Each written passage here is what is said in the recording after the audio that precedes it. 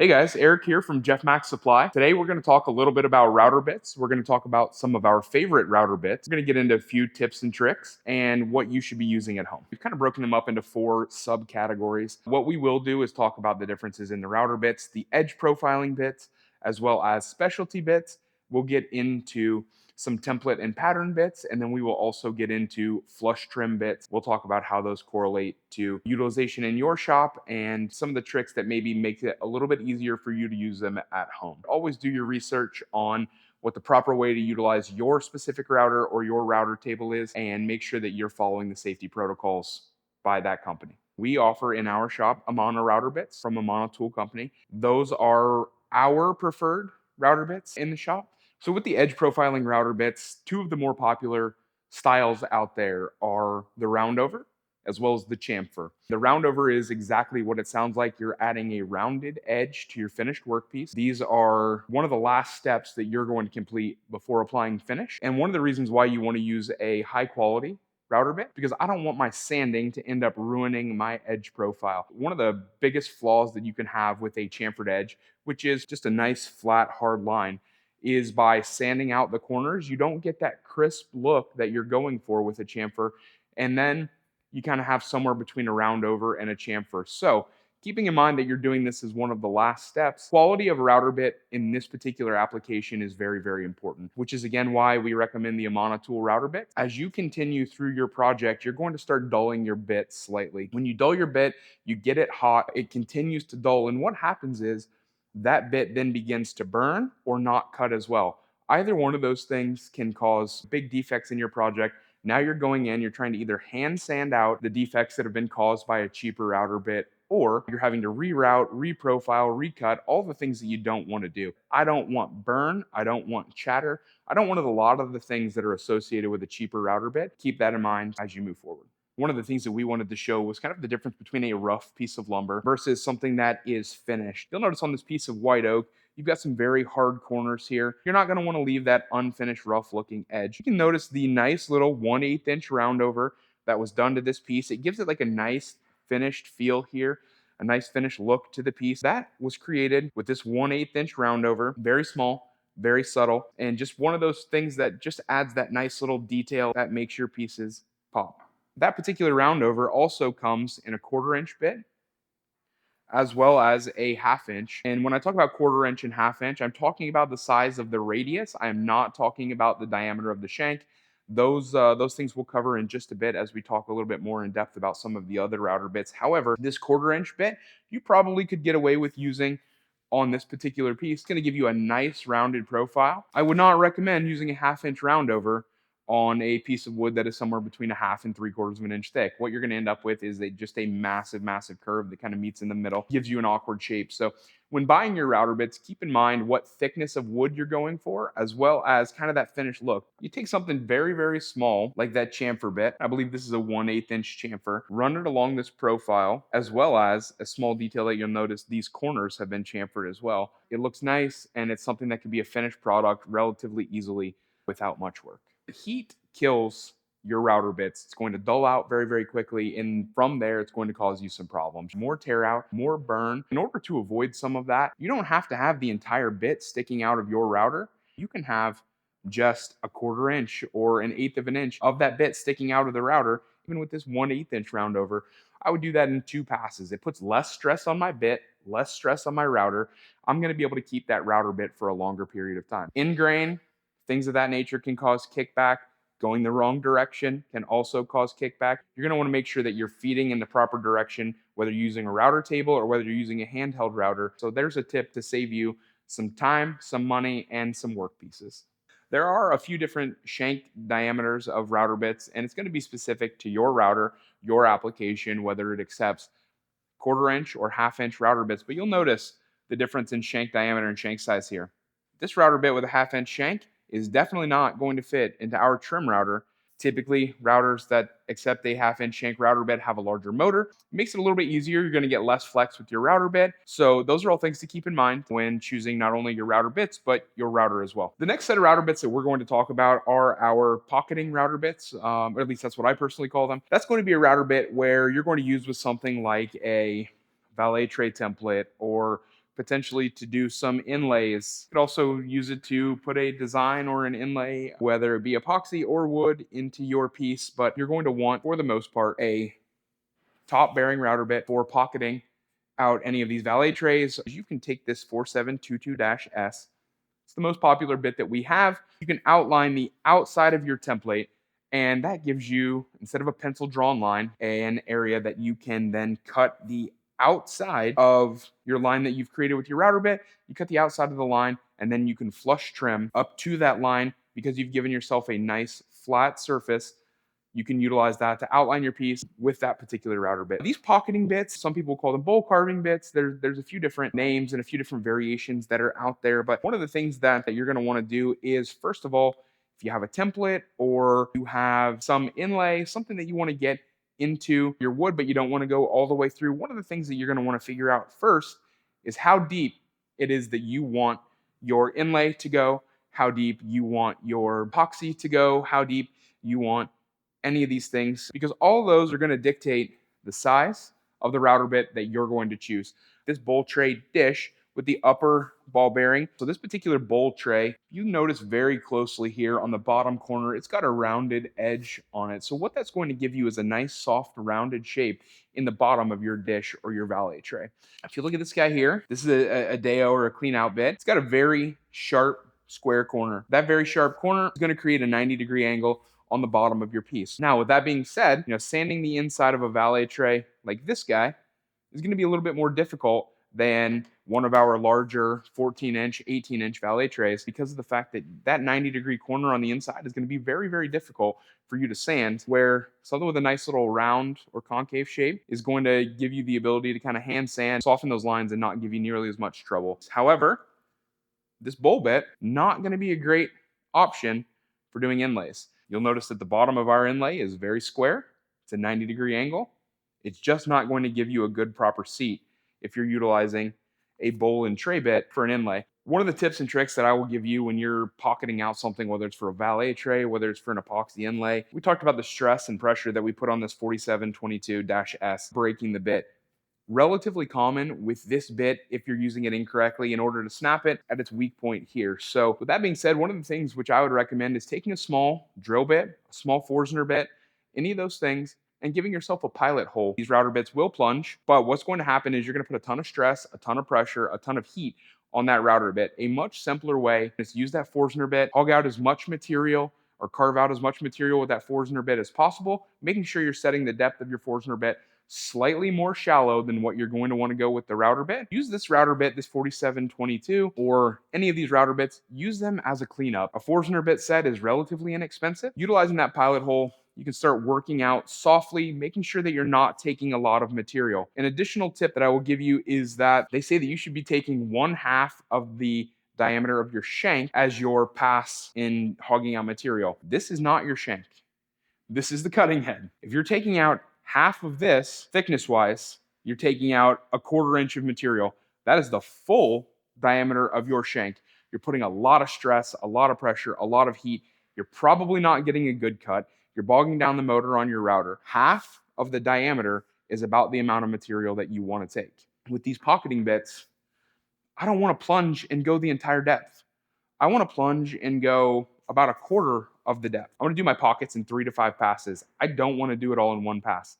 Again, stress, heat, all bad for your project. You'll notice here, this is one of our Celtic knot templates. If I take this cleanup bit, which we do offer on our website, you'll notice it doesn't even go into the Celtic knot template. So you're going to want to figure out what it is that's the width that you're trying to pocket out. Even if this will potentially fit into this Celtic knot template, you're not going to get some of these inside curves and some of these more intricate details of your piece. The 47-222, you're going to be able to go right up inside those corners, and everything is designed. You'll notice that that fits that radius perfectly as it rides.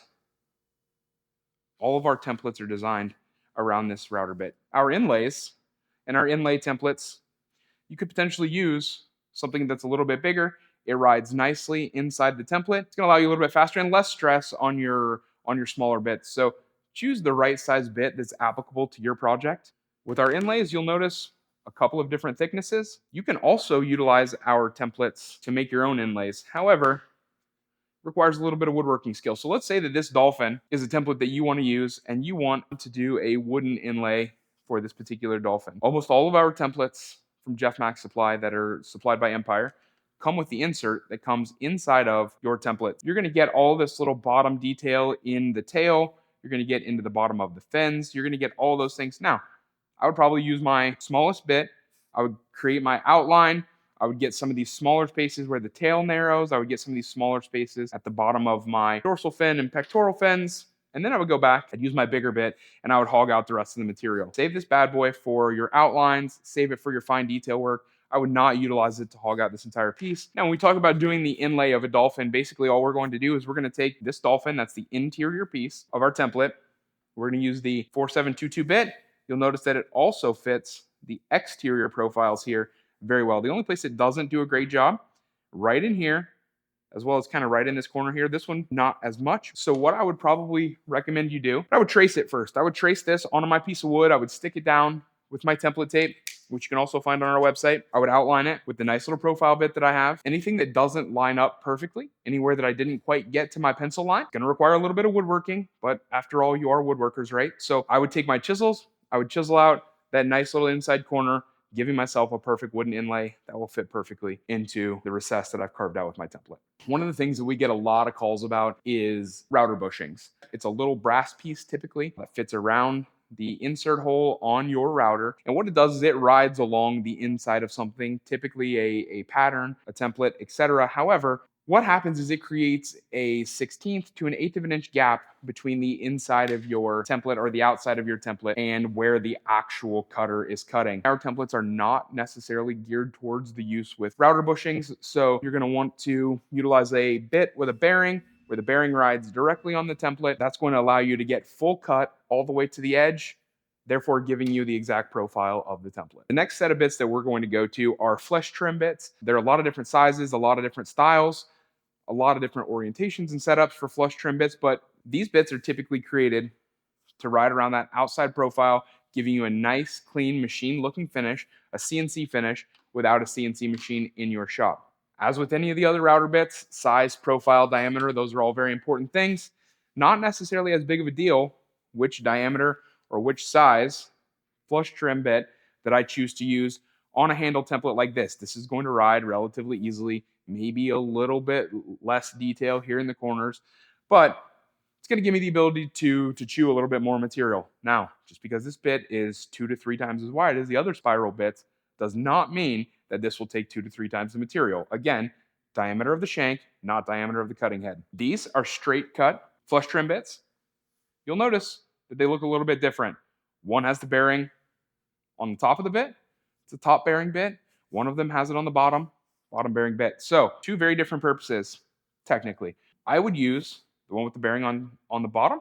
I would utilize this in my router table. We do have a great router table here. Makes it a little bit easier, the adjustability. So shout out to Jessam. They hooked us up with the sickest router table on the market. This inserts down into your router table. Now you still have your bearing here that is able to ride on your template while your workpiece is underneath. You're able to see your template, make sure you're making contact, all of those things. Where something that has a top bearing, yes, you can put that in a router table. Yes, you could set it so that this bearing rides on your template, which is underneath of your workpiece. Tough to see, tough to make sure you're making contact. Also, you're going to have some cutting surface that's typically sticking up above your workpiece. Not necessarily the best option. This is made more for handheld trim routers, etc. You're able to work with your router in both hands while this bearing rides the edge of your workpiece. You're able to see the template, to see exactly you're getting a good cut, you're riding nice and flush with your template. I always say that at least half of your bearings should be riding on that template. One of the biggest issues that we have when customers call in is that they hit a knot, they jumped, they were trying to go a little bit too shallow or a little bit too deep. And what happens is you kind of jerk your hand, bearing pops off, your bit hits your template, rendering it relatively useless. So you want to have at least half of your bearing, if not more, riding on your template. One of the last points that I wanted to make with those flush trim bits is just the cost of the bits. You're looking at probably right around $100 USD. That being said, $100 on a bit is a relatively pricey router bit to use. I've done the comparisons myself. I bought the dupe off of Amazon. I bought a 3-pack. It was like $79. I snapped 2 of them within the first 15 minutes of use, using them on hardwood. So you get what you pay for, especially with flush trim bits and things of that nature. I'm cheap. I don't necessarily like to spend money, but I can tell you that you get what you pay for when it comes to router bits, and your safety is important. A broken router bit, whether you're losing a bearing, whether you're breaking a shank, those all create projectiles. Projectiles are bad. Another one of the things that I've done personally, I was out in my driveway using a trim router with one hand. A lot of us do it. Hit a knot, dropped the router bit hit the asphalt, shot asphalt everywhere, shot metal, death projectiles everywhere. So make sure that you have 2 hands on a router. Make sure you're wearing your PPE. As we move into specialty bits, this is a lower dollar version of the keyhole bit, which is a specialty router bit created to make a keyhole slot or a screw slot in the back of a workpiece, eliminating the need to create a French cleat or the need to utilize a sawtooth hanger or any of those things. But you'll notice the color here, very dark, very burnt. It's black.